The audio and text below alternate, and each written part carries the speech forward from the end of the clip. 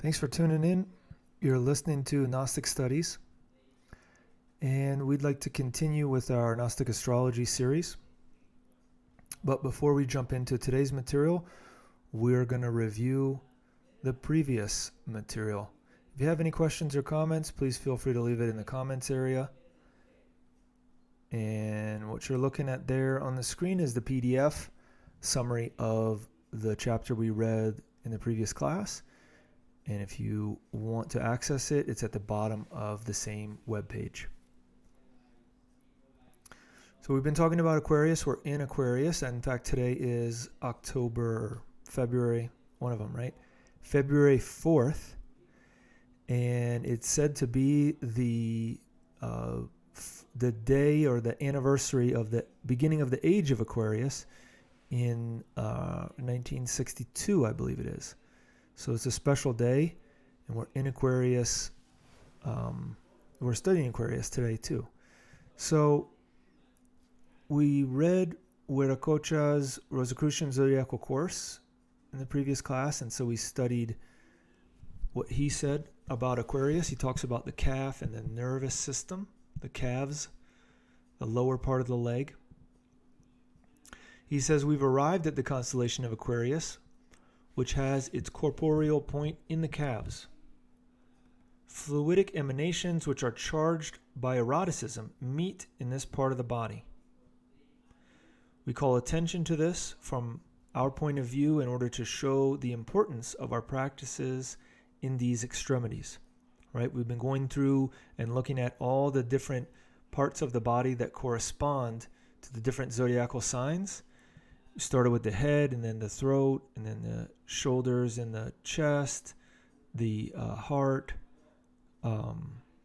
We went through, and then the stomach, kidneys, sexual organs, the legs, hips, knees, and now we're at the calves. So the energies come from below, it rise up through the body, passing through the feet and the calves and the knees and etc., all the way up and meet the current that descends from above, that passes through the head and the throat and the chest and everything. And they mix together inside of our laboratory, our human laboratory, our organism. And by taking advantage of these practices, we can benefit from these energies which normally we could say unaware of. And we can kind of tap into them in a different way, and that's what the benefit of these zodiacal practices is. Returning to the summary of the previous class, it is curious that in Catalonia, Spain, the calves are called the belly of the bed, and in Portuguese, belly of the legs. It might seem like a joke, but these names have their origins in the ancient mysteries, in which they taught that all the animation of the body resides in the belly, rather like a cauldron, bringing about all necessary metabolism. So this is the concept of the belly as a cauldron or a big pot where something is cooked, that's also used in Eastern medicine to talk about the stomach as a cauldron where things are cooked, and that it needs to be at a proper temperature, and that's one of the reasons that it's recommended not to eat cold things or iced drinks, because it cools down the soup, cools down the pot, and then you got to bring it back up, and that ends up taking energy and stealing energy from somewhere else. So he says, thus in the leg there is also a belly, or a place where all the metabolism of the leg is carried out in a magnetic sense, which is in the calves. Aquarius, in addition to the calves, exerts its action on the expulsion of carbon dioxide from the organism, and therefore upon the blood and its pathological states. It also exerts itself on the nervous system, catalepsy, neurasthenia, hysteria, as well as cardiac diseases, and especially on diseases of sight. If we consider Aquarius as performing the function of a belly in the calves, and then as an operator on the other parts of the body, then we will see the great reason why ancient initiations had to attribute certain diseases to this sign. For example, deaths due to sudden cardiac accidents always happen when Saturn has a bad aspect with the heart in the constellation of Aquarius. As we studied, Saturn is one of the planets that corresponds to Aquarius.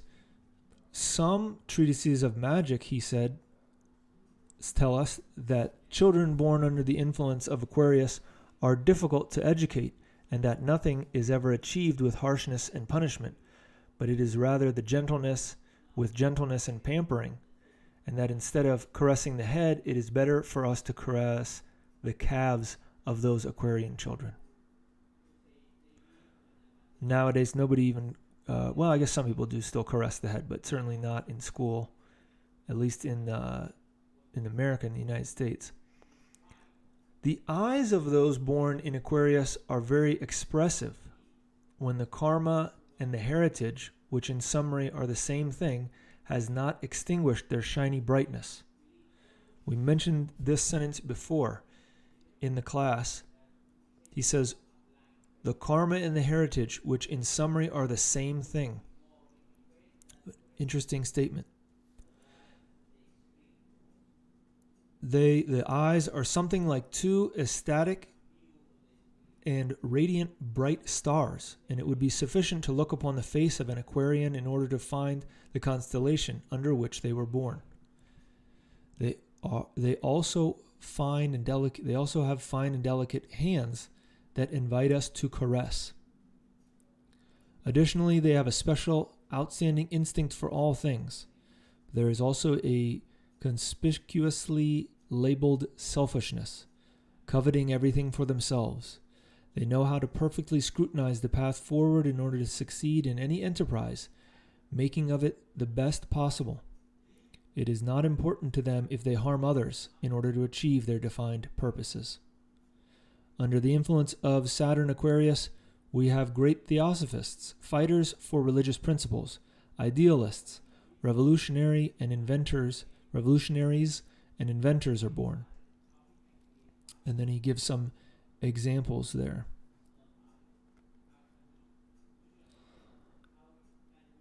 Previously, he says, we've described Saturn as conservative. Now it is in Aquarius where Saturn looks to the future. We come to the age of Aquarius. It is for this reason that we have seen things move on so quickly. And the future has to be that of occult ideas. Right? This was written almost 100 years ago in the 1930s. And so we are in that future now. That he says the future has to be that of occult ideas, while in the field of parapsychology, we observe true marvels. We are not, of course, far from the day when the separation of the astral body and even other phenomenon of major importance will be a fact for science in general, and what is now only occult knowledge will be disclosed to the public. Nonetheless, it will take occult practices such as the necessary and indispensable preparation so that the physical body gets used to and will permit the indicated phenomenon, which he's talking about, the separation of the astral body. And then he gave us the practice. He says, just as the eyes are the gateway to the glands, such as the pineal and pituitary glands, the departure of the powerful forces which are in the legs have to be guided through the calves under the influence of Saturn Aquarius. Occult practices are a necessary and indispensable preparation in order to permit the separation of the astral body from the physical body. The practice of Aquarius is done so that when the current which starts its trajectory by passing through the feet, related with Pisces, arrives and attempts to ascend through the calves, here we open the passageway through a strong concentration. To achieve this, it is enough that every night before going to bed, one rubs the calves from the bottom up, while consciously concentrating on the following phrases. Force pass through, permeate my whole organism. Current from below, ascend to find your sister, she who comes from heaven, from Uranus. I, Saturn, am your receiver. in the microcosmos in order to redeem humanity and in order to redeem myself personally, seeking to approach God by striving for my own perfection. So be it. So that was the prayer that he recommended. And he gave us a little teaser for the next sign, the final sign, the Pisces that's coming up. And he says that this is important because it plays a role related with that practice, the practice that we'll do with the feet. So that's going to be our summary of that, of our previous class. And now we'll jump into today's material.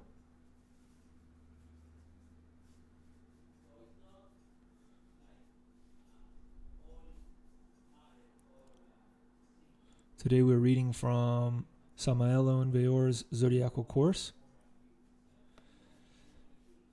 The 7 bodies and the 7 Kundalinis is this section. He says, "Beloved disciple, today we've reached the constellation of Aquarius and we have to be frank.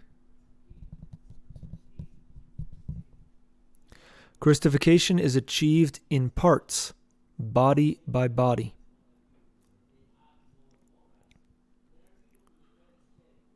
And that's a little diagram of the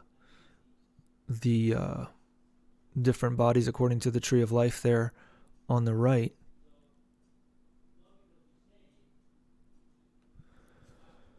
The first thing which becomes Christified is the soul consciousness, which we extract from the physical body through the Kundalini of said body in order to enrich the soul, spirit, or Buddhic body. It's related to number 6 on the graphic there. A Christified and stigmatized Buddhic body inevitably fuses with the intimus or inner being. Second, then follows the Christification and stigmatization of the ethereal or etheric body. This is achieved through the process of the progression, evolution, and ascension of the Kundalini of the etheric body. Each body has its cerebrospinal nervous system, its medulla, and its Kundalini. Each body is a complete organism. There are then 7 bodies, 7 medulla, and 7 Kundalinis. All right, so this is something that the Gnostic system we're studying suggests to us and tells us that this is what we want to sort of set our sights on or understand, that we right now we don't possess our soul in the traditional way that we're sort of taught or think that we do, that our soul is divided up into all these different egos or desires, psychic aggregates, and as a result, we don't really have continuity of purpose. We don't possess our soul. And so in order to possess our soul, we have to transmute our creative energies and crystallize what are called our solar bodies. The specific ones we need to crystallize first, solar astral, solar mental, solar causal, which are 3, 4, and 5 on the graphic there. And once we have those, then that allows us to enter into a different realm because then we possess our soul.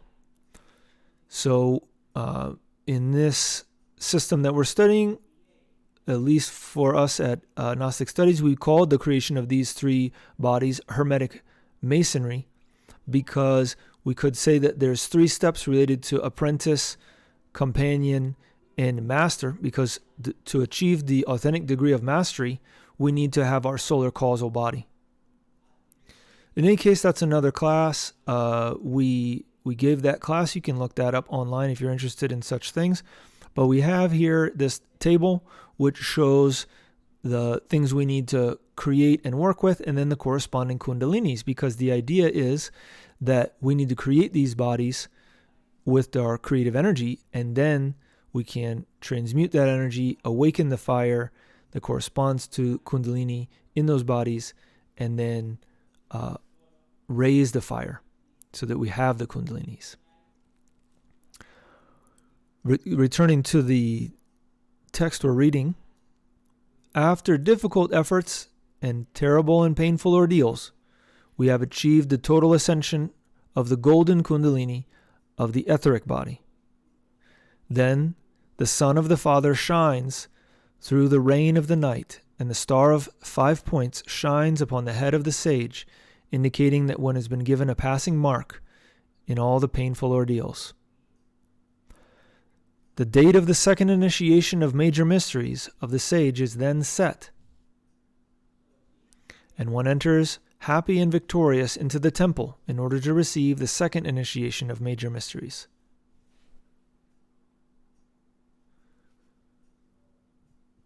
This initiation confers upon them the power to travel in the etheric body through all the cosmic planes.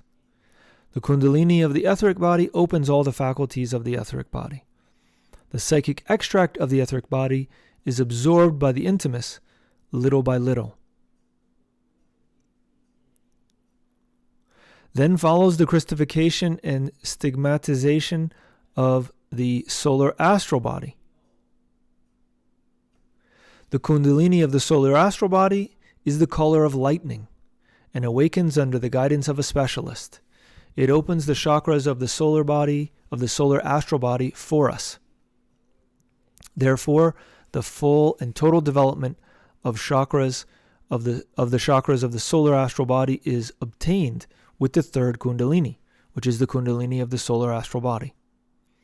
The ascension of the Kundalini of the solar astral body through the fine cord of the Sushumna canal belonging to the astral medulla is very arduous and difficult, because in order to conquer each canyon of the astral, one has to withstand and overcome the most terrible and indescribable temptations. We have already obtained the total ascension of the Kundalini of the solar astral body. Then follows the third initiation of major mysteries, and all the magnetic wheels or discs of the sage's solar astral body remain totally open and resplendent. Later comes the crystallification of the mind, which converts us into an arhat. This task is achieved to the solar mental body's Kundalini, which is the fourth Kundalini. The fifth serpent belongs to the solar causal body, or superior manas, from where we extract the human soul in order to fuse it with the internal master. So we synthesize the septenary into the triad of Atman, Buddhi, Manas. The two superior serpents belong to the Buddhic body and the Atmic body, and they confer upon us the supreme happiness and wisdom of nirvana. The eighth and ninth initiations of major mysteries are practically macrocosmic. The important part, therefore, resides in the crystallification of the seven bodies, and the entire secret lies in the virile member and the vulva.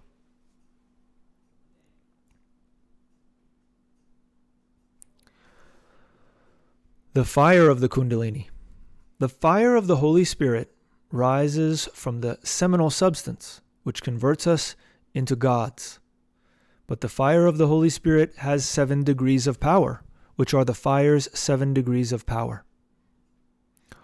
All the symbolical narrations of spiritualist books, when they talk to us about initiation, are totally allegorical, because never ever has anyone before Samael and Weor removed the veil of the fire's 7 degrees of power. Until not too long ago, the majority of spiritualists believed that upon awakening the Kundalini, the latter instantly rose to the head, and that the person was automatically united with their intimus or internal God, instantly, and converted into a Mahatma. How comfortable! How comfortable did all these theosophists, Rosicrucians, spiritualists, etc. imagine high initiation? It has been Samael and Weor's responsibility to remove the veil of Christification, and that is why he speaks clearly, so that you may understand. The ascension of each of the 7 Kundalinis is slow and difficult. Each canyon or vertebra represents determined occult powers, and that is why the conquest of each canyon costs terrible ordeals. In ancient Egypt, the initiate passed from one chamber into another, according to the raising of their sacred fire of the Kundalini, canyon by canyon, that is to say, vertebra by vertebra. Indubitably, each one of the 33 canyons correspond to each one of those chambers. Therefore, in each chamber, the initiate was greeted with a great festival. The ascension of the Kundalini through each canyon is slow, meticulous, and difficult. Each canyon has its special ordeals and its special conditions of sanctity. Nevertheless, one can accelerate the ascent of the Kundalini, but this costs much suffering, more bitterness, and penances. Those ancient mysteries of old Egypt and those 33 chambers must be searched for within ourselves in the internal worlds. Now the ancient mysteries of Egypt are in the internal worlds. Thus, according to how the sacred fire is ascending through our dorsal spine, we are greeted in each one of those 33 sacred chambers. The 33 canyons of our head are the 3 canyons of our head are the ones that cost too many tears. There it is necessary to pass through unspeakable bitterness that must be endured in the living flesh, necessities, jails, enemies, misery, etc. This is terrible. Each one of those canyons, vertebra, or pyramids must be paid for by means of unspeakable ordeals. But at any cost, the kingdom of heaven suffereth violence, and the brave one takes it by force, which is a quote from New Testament of the Bible, Matthew chapter 11, verse 12. There are 7 serpents and 7 terrible portals, and only the terror of love and law reigns through those 7 portals. Not only is it necessary to kill desire, but also the very knowledge of desire. The entire secret power, the entire secret of power resides in sex, right? As we mentioned, the creative energy, learning how to manage it properly. The sexual force is one. It's only one, unique, and of an absolutely universal character, whose principal deposit resides in the absolute. The absolute is above the 10 Sephiroth of the Kabbalah. At the beginning of the Mahanvantara, this force expressed itself through the fire's 7 degrees of power. And those 7 degrees reside in our 7 bodies. And they are our 7 Kundalinis, which we have to successively raise one after the other through the 7 portals. That is why the Buddha said, "Listen to me properly, for in each human Buddha there are 7 Buddhas." These are the 7 psychic extracts from the 7 bodies of the 7 snakes. The sexual organs of all living species are only the instruments of that unique and universal sexual force. The key to all empires and the key to all powers is in sexual magic. We must raise our metallic snake, or better said, our 7 snakes, upon the staff, just as Moses did in the wilderness, and thus we will convert ourselves into terrible powers of blissful nirvana.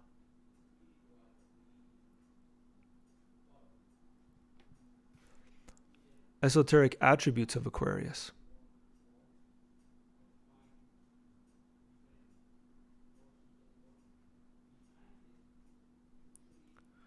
The sign of Aquarius governs the calves of the legs.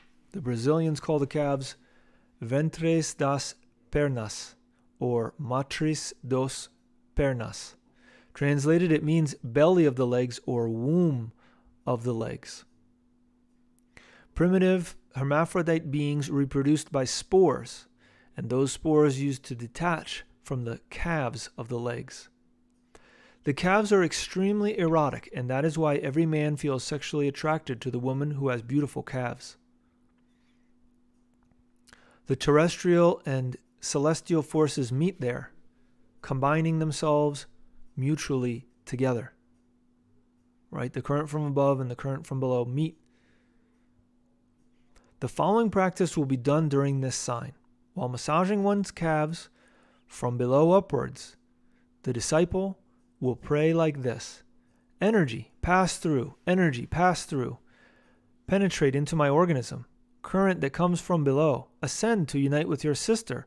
The current that comes from above, from heaven, from Urania. The disciple will then submit themselves to internal meditation, praying to their intimus, that he may enter the sidereal temples of Aquarius in order to bring the genii of that constellation, so that you may achieve illumination. Aquarius is the house of Uranus, and this planet brings chastity, the originality of the genie, and wisdom. The natives of Aquarius are independent and possess great willpower. They are intuitive and love to travel a lot. They love science and wisdom. They have a disposition for the natural sciences. Fraternally, the teacher of your class. All right, so we're going to see what we can do to do a little practice today. But if you have any questions or comments, now's the time. So we're looking at Aquarius and working with the calves. We're going to do a little practice to rub the calves from the lower part of the leg up to right near the knee. And we'll say a little affirmation or prayer, which we read the one from Huiracocha, and we can see this one is similar, but it has its differences.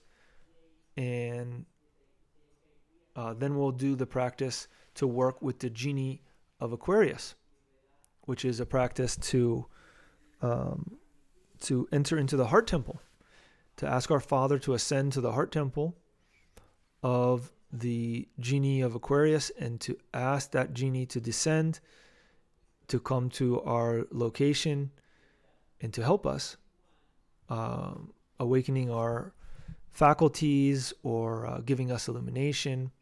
And this is the same practice that we do, or that we can do, with any planet, any star or constellation. And it follows a somewhat simple program or layout, outline of things. So we'll go through that today as well. But we just want to give you enough time. Here we go. Are genies also angels because the essences referred to them as angels? Yep, that's another way. Sometimes they're called gods or devas, divas, genies. Yep, angels. It's all just different names for the same thing, the beings that reside in the planets and that can send us certain forces or energies or whatever that play a role in the universe, in the structure of the universe and in our solar system, etc.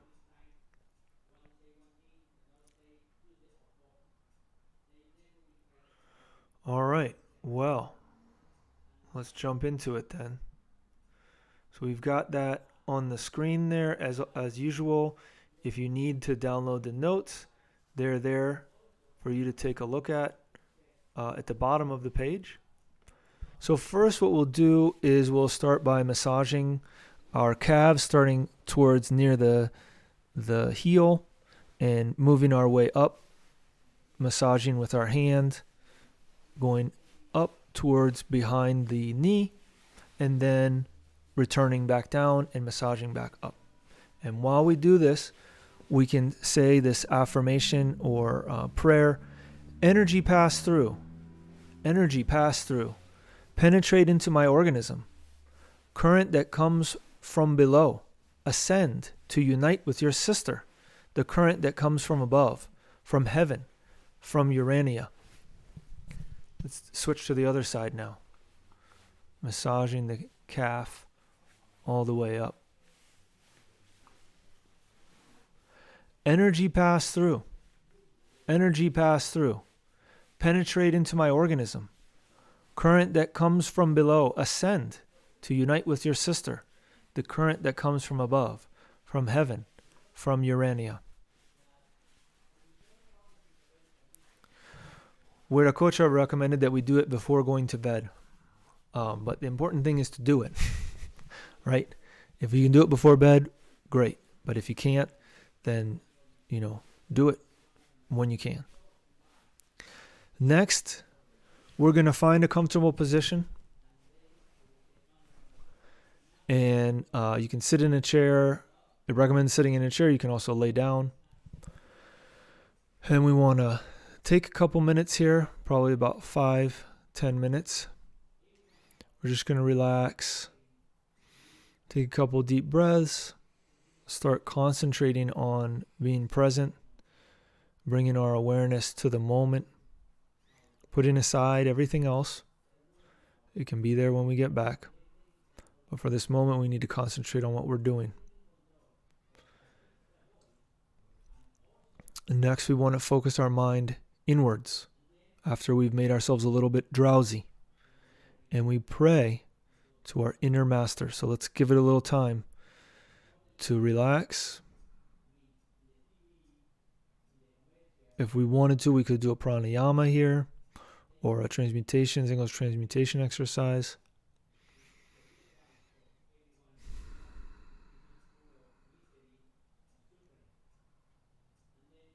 Turning our attention inward. And we're going to pray this prayer.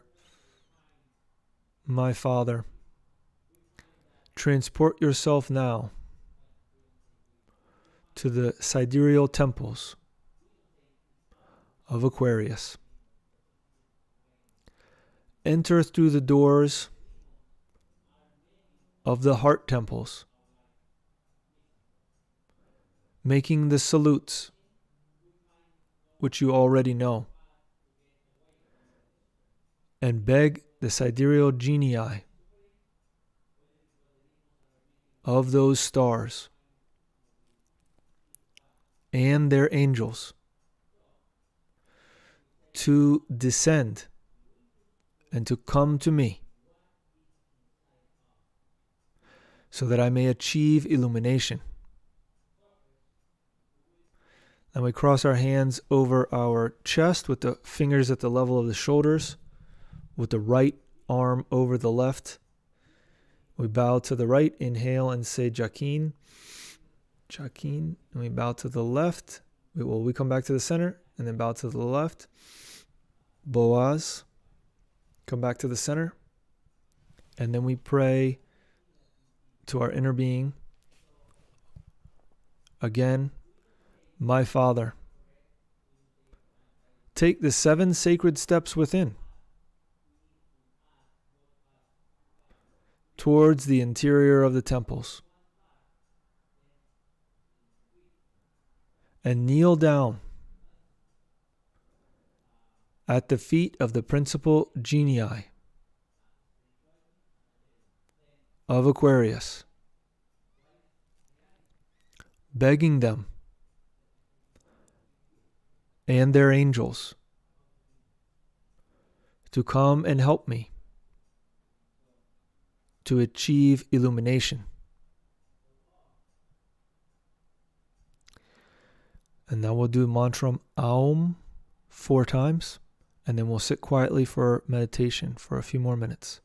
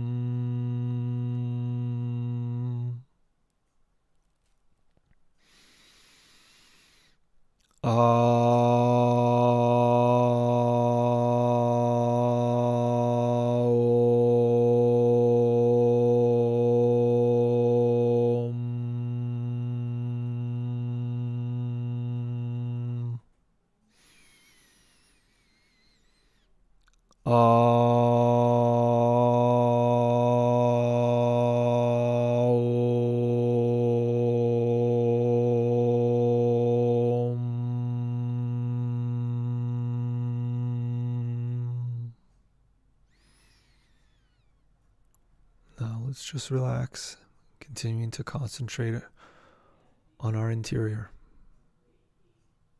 And we can continue to pray if we'd like.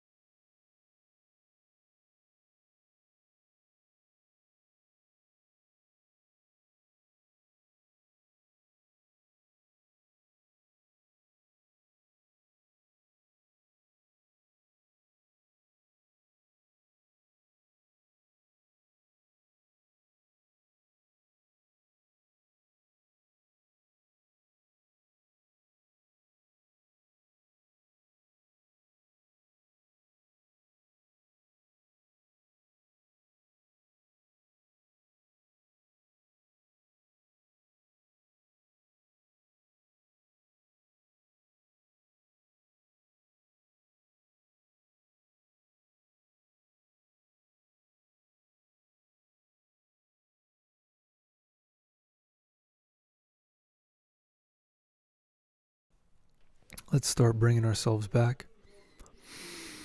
Taking a few deep breaths.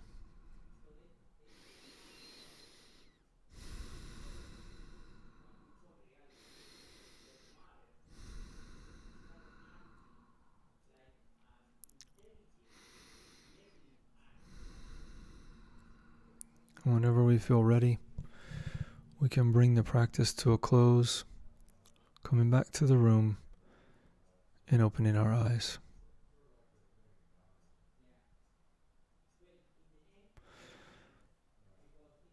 All right, well, hopefully that was of benefit. We can do the same practice in terms of working with the genie of the planet or the constellation for any of the stars or planets. But since we're in Aquarius, we're working with the constellation of Aquarius, which is one technique. If you needed help with something that Aquarius governed, like maybe you got a problem with your calves, then you could continue to work with Aquarius even in another sign, even in a month or something like that, when we're out of Aquarius. So that's all the material that we had to present to you this evening, or whatever time it may be when you're listening. But we are always available for questions or comments if you have them. And we want to invite you to join us next week. For the next class, we'll be continuing to study Aquarius. And we'll read the same author that we read today. Samael and Weor has a esoteric treatise of Hermetic astrology. So we'll read the chapter on Aquarius there. And what else do we have? After that, we'll do a meditation the following week. And yeah, if you got any questions or comments, you can send them to us at gnosticstudies@gmail.com. But it doesn't look like there's anything else, any more questions or comments at this time online. So we're going to wrap it up. But we want to thank you for your attention, for sharing some of your time and attention with us. We hope that it's benefited you, and we want to wish you the best in your esoteric work.